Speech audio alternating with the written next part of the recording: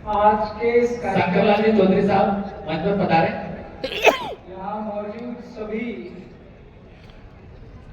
बहुजन समाज के बुद्धिजीवी, विचार के नौजवान साथियों, आप सभी को पूरे मध्य प्रदेश की ओर से क्रांतिकारी जोहार। जय भीम, जय मध्य प्रदेश।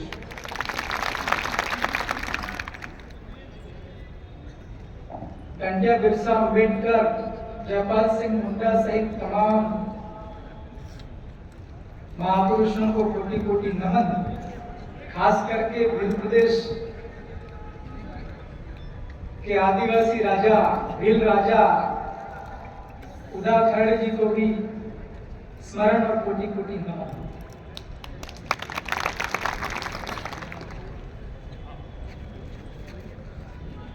भाइयों, सज्जनों, माताओं, बहनों, आपका कार्यक्रम लगातार सुबह से चल रहा है। मेरा ख्याल से 90% बातें हो गई होगी, 10% बातें बची होगी। यहाँ बहुत बड़े बड़े विद्वानों को आपने सुना है। अब मैं वो विद्वान वाली सुनाने वाली बात नहीं करूं, क्योंकि मैं प्रैक्टिकल का आदमी हूं। जब ये संविधान लागू नहीं है, संविधान के अंदर जो अधिकार प्रदत्त हैं आदिवासियों के, दलितों के, पिछड़ा वर्ग, अल्पसंख्यक, माइनॉरिटी, सभी के अधिकार हैं संविधान में, लागू नहीं है, मिलते नहीं है। मेरा लगभग 1 साल का अनुभव है। भारत देश के अंदर अलग अलग विधानसभाएं हैं, अलग अलग राज्यों की।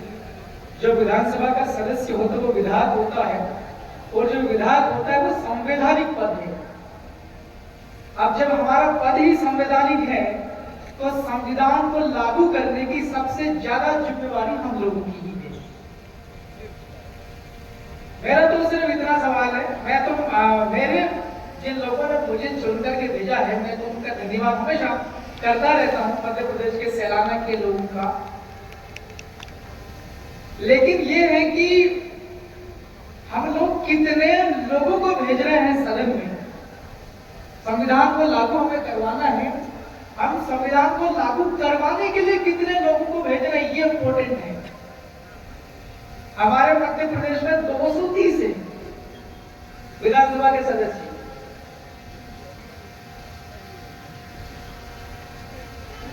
संविधान में प्रदत्त आदिवासियों के, दलितों की, मतलब पूरा बहुजन समाज अधिकारों पर खास करके वर्गों की चर्चा और वर्गों की चिंता करने वाले लोगों में मेरे को केवल अकेले को भेजा है, और भी लोगों को भेजना था। कम से कम 230 में से 116 भेज देते तो पूरे एमपी की सारी धांधली खत्म हो जाती।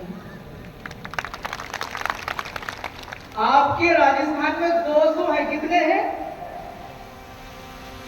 3 पहले हुए थे, एक सांसद जी ने इस्तीफा दिया, एक फिर नए हो गए, वहां पर 4 हो गए।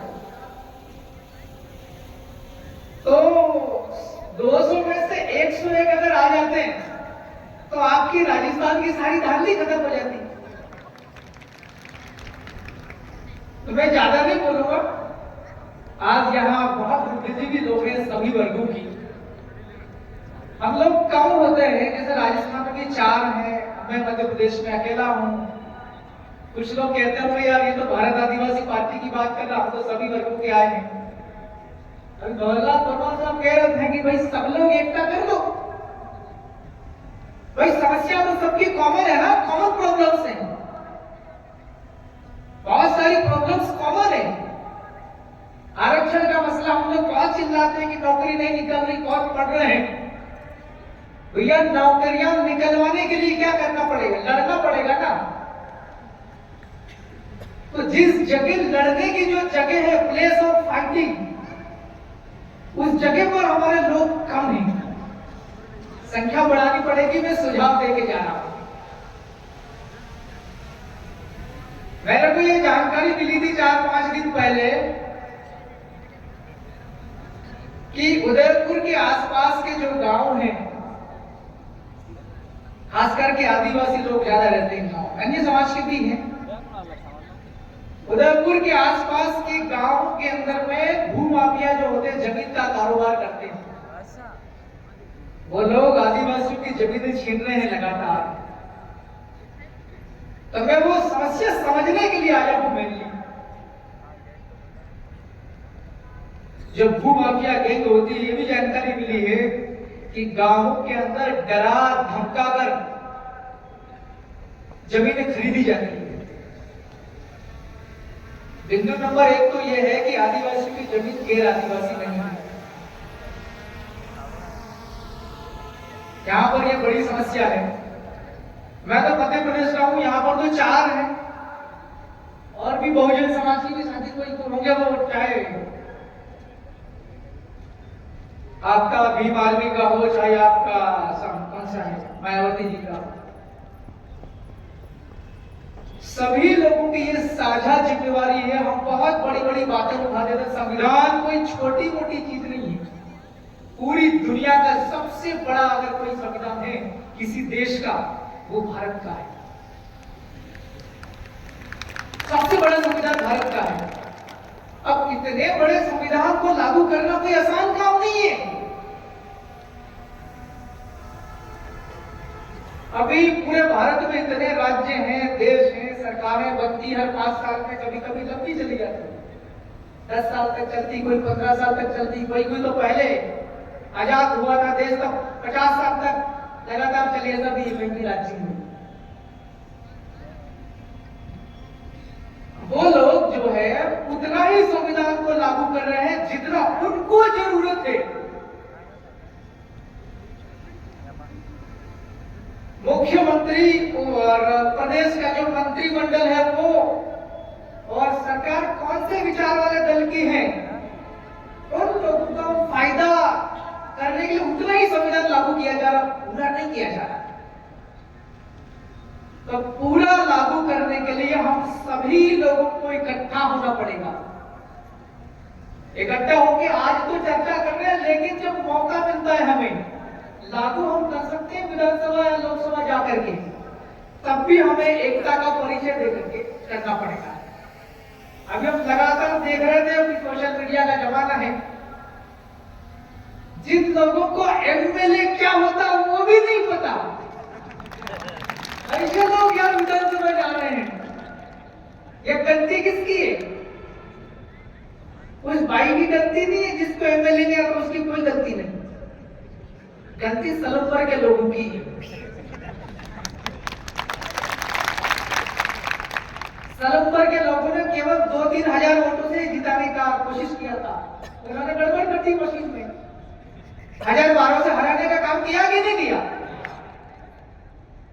तो हमारा एक जब ऐसा माहौल है, सफेद नीले पीले सारे कलर वाले विचार वाले अपन एकता में जा रहे हैं, तो जब ये जिम्मेवारी आती है कि संविधान को लागू अगर करना है, हमारे हक और अधिकार को सुरक्षित करना है, हक और अधिकार नहीं मिला है, चाहे वो आरक्षण का मसला हो, चाहे जल जंगल का मसला हो, इन सभी समस्याओं का समाधान करने के लिए एक ही समाधान है।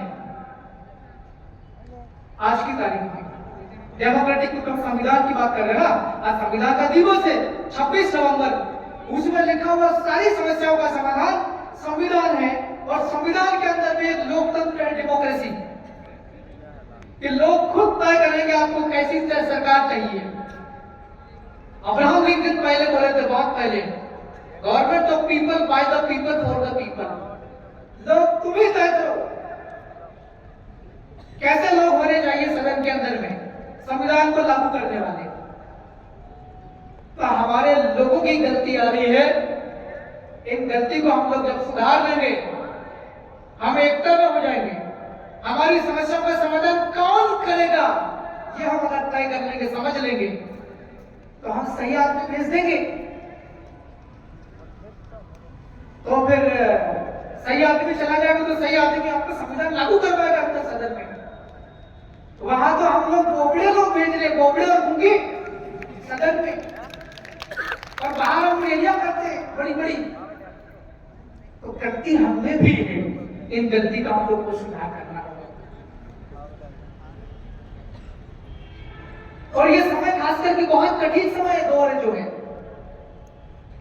भारत के संविधान में सरकारें आएगी और जाएगी, ये भी है 5-5 साल का, लेकिन सरकार के अंदर जो लोग रहेंगे उनके विचार कैसे रहेंगे, ये भारत के संविधान में लिखा हुआ है। आपके राजस्थान में भजन लाल करके है ना, उसमें लिखा हुआ भारत के संविधान में कि भजन लाल को शपथ लेने अनुच्छेद 188 के तहत शपथ में लिखा हुआ ईमानदारी के साथ लोगों की सेवा करने, उसका निचोड़ समझेंगे तो। लेकिन क्या ये ईमानदारी के साथ करते हैं, जनहित में काम करते हैं क्या?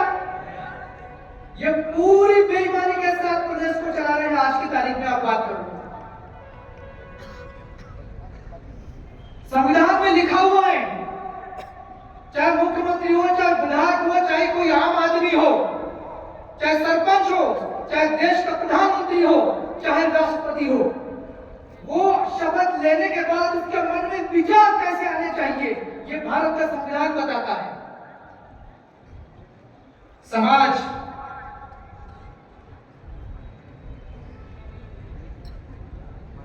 क्या ये जो लोग, जिस विचारधारा के लोग, जिस सोच के लोग आज राजस्थान के जयपुर में हैं, भारत देश की राजधानी दिल्ली में है, उन लोगों के विचार कैसे हैं, ये आपको समझना पड़ेगा। सरकार को वो लोग चला रहे हैं खास करके जिनका संविधान से कोई मतलब नहीं है। आप लोगों का बताओ, आपका मतलब है कि नहीं है संविधान से? हाथ खड़े करो। संविधान का मतलब है? हाथ नीचे करो, जरा विचार करो, आपका संविधान के साथ क्या रिश्ता है, क्या लेना देना आपका संविधान से? क्या लेना देना आपका संविधान से? वो तो बहुत बड़ा किताब है, बहुत कानून है उसमें, बहुत नियम है उसमें, बहुत नियम है। आपका क्या लेना देना उसमें?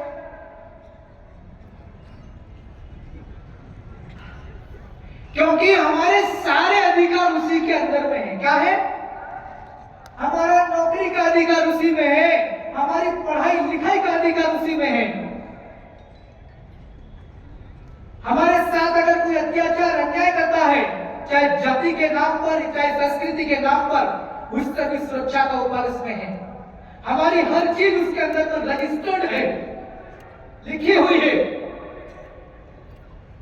जब संविधान का सबसे ज्यादा ताल्लुक, सबसे ज्यादा संबंध, सबसे ज्यादा रिश्ता हमारा है उससे, और संविधान अभी किसके हाथों में है? जिसका संविधान से कोई रिश्ता नहीं है। पता है कि नहीं किसके पास संविधान? 2-4 भारत देश के व्यापारी हैं। व्यापार का मतलब समझते हो कि नहीं? सामान खरीदना, खरीद करके महंगे भाव में बेच देना, यही होता है ना व्यापार का मतलब। हाँ, सामान खरीदना और नहीं मिलना तो फैक्ट्री डाल लो, कारखाना डाल लो, सामान पैदा करो, प्रोसेसिंग करो, तैयार करके थैले में भर के बेच दो महंगे भाव में, तो उसको मुनाफा मिल जाए, उसको कहते हैं व्यापार। और जो व्यापार करता है उसको कहते हैं व्यापारी। तो व्यापारी का काम क्या है? सामान खरीदना, खरीद के बेच देना। इधर गिरवा तरफ में मान लो किसानों की कोई उपज है, अनाज है, खेत में उगा, और यहाँ उदयपुर में जो खरीदते उनका काम क्या? खरीदने और बेचना। इनका कोई संविधान से ज्यादा रिश्ता तो नहीं है ना? हेलो, आप सो गए हो क्या? हाँ? अरे व्यापारी का संविधान से कोई ज्यादा मतलब तो नहीं है ना? हाँ? अरे वही सामान खरीदना और बेचना है, तो संविधान का ज्यादा मतलब कहाँ है? मैं कह रहा हूं मतलब तो है, लेकिन थोड़ा सा ज्यादा नहीं है। और सबसे ज्यादा मतलब किससे संविधान का? आदिवासियों का, दलितों का, अल्पसंख्यकों का, ओबीसी का, इन लोगों का है। इनके अधिकार ही बहुत सारे। मैं आज आपके सामने खड़ा हूं, मेरे को बुलाया इसलिए आया हूं एमपी से, विधान को इसलिए आया हूं, इसलिए बुलाया। ऐसे ही होता सामान्य आदमी तो कोई मेरे को बुलाते ही क्या है? संविधान संरक्षण वाले मेरे को पहचानते ही नहीं। मेरे जैसे ही। लेकिन मैं विधायक को इसलिए बुलाया, तो विधायक किसने बनाया मुझे? जनता ने वोट दिया ना। मैं खड़ा कैसे हुआ? खड़ा किसने किया? मुझे खड़ा जनता ने नहीं किया है। जयपाल सिंह मुंडा और डॉक्टर भीमराव अंबेडकर, इन दो लोगों ने मिलकर के मुझे खड़ा किया। आप कहते हो कि वो तो कितने ही साल हो गए मर गए, यानी क्या कहना विधायक? अरे भाई, आरक्षण संविधान के अंदर लिखा हुआ कि आदिवासियों को विधायक बनाना ही बनाना है। संविधान में लिखा हुआ है एससी कास्ट को विधायक बनाना ही बनाना है, और नहीं बनाओगे तो तुम्हारी एससी की कैसे हो जाएगी बीजेपी कांग्रेस वालों की। तो ये संविधान में लिखा हुआ है अपना आरक्षण। मैं आज आरक्षण की वजह से हूं यहां पर विधायक। अगर आरक्षण नहीं होता तो मेरी जगह पे क्या मैं विधायक खड़ा होता था क्या? नहीं। दूसरे पैसे वाले खड़े हो जाते, बड़े बड़े लोग, और मेरे जैसा झोपड़ी वाला कोई खड़ा हो तो वोट मिलते क्या?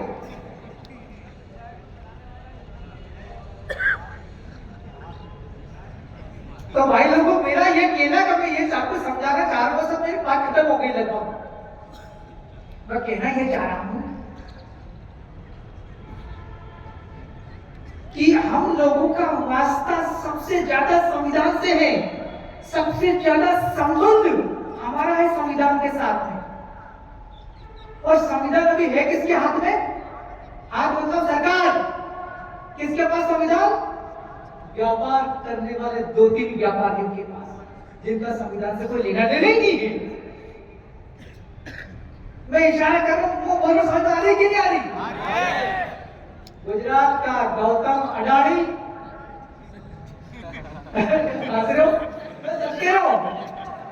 गुजरात का गौतम अडानी और आपका वो 2 भैया, वो क्या नाम है, धीरू अंबानी के लड़के, ये 2-3 लोग एक आदमी और कहीं से जुड़ते रहते हैं।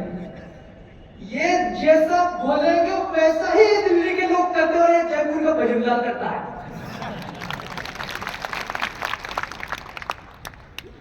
तो सब मेरी बात करना। अभी आपको तय करना है कि आपको सदनों के अंदर, चाहे लोकसभा हो, चाहे विधानसभा हो, चाहे ग्राम पंचायत हो, चाहे आपका उदयपुर का नगर निगम हो, है ना, आपको यहाँ पर कैसे लोग भेजना आपको। मेरे को बहुत अनुभव किया मैंने 1 साल के अंदर, लगभग 3 बार हो गई है, 2 बार हो गई, तीसरी बार चालू होने वाली विधानसभा। बहुत अनुभव कर लिया मैंने लगभग 1 साल के अंदर। मैं वहां पर बोलता हूं, सदन के अंदर मुद्दे उठाता हूं प्रदेश के, खास करके आदिवासियों को। मेरा इलाका पूरा आदिवासी का है। इसके अलावा आगे समाज के भी सभी उठाते हम लोग। जब मैं खड़ा होकर के बोलता हूं तो जब दूसरी पार्टी के लोग हैं, अपने ही वाले आदिवासी और दलित, एससी और एसटी के दोनों के विधायक, मैं कोई बड़ा मुद्दा उठाता हूं, जैसे दिल्ली का पूर्व मंत्री अभी कह रहे थे थोड़ी देर पहले कि आपका आदिवासी का 275 के अंदर बजट का प्रावधान है। मैंने वही वाला मुद्दा उठाया सदन के अंदर, तो बीजेपी और कांग्रेस वाले विधायक कैसे हो जाते हैं?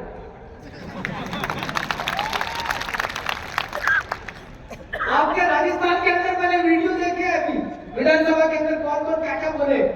हमारे 2-3 विधायक बैठे हुए हैं, ये भी बोले हैं।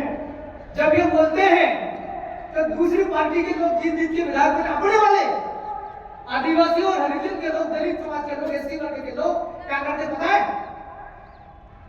जब भी आदिवासी, दलित, अल्पसंख्यक मुद्दों, जो बहुजन समाज के मुद्दों की बात होती सदन के अंदर, हमारे लोग उठाते राजस्थान की विधानसभा में, तो यहाँ के जो आरक्षित वर्ग के जो विधायक हैं वो ऐसे कर लेते हैं।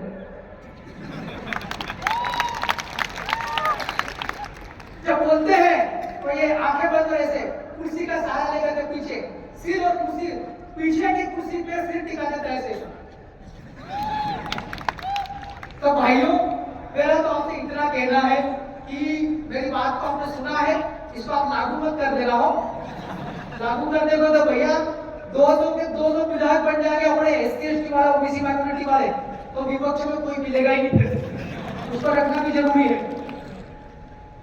मैंने आपको बहुत काम की बात बता दी। मैंने जो बोला है, जो जो चीजें, उसको आप लोग रात भर सोच लेना, फिर सवेरे आप लोग डिस्कशन करते रहना आगे का। बहुत बहुत धन्यवाद, मेरी बात को आपने सुना। बहुत बहुत धन्यवाद मान्यवर कमलेश्वर जी जोगिया। उद्बोधन की आगे की कड़ी के लिए हमारे बीच में मान्यवर शंकरलाल जी चौधरी हैं जो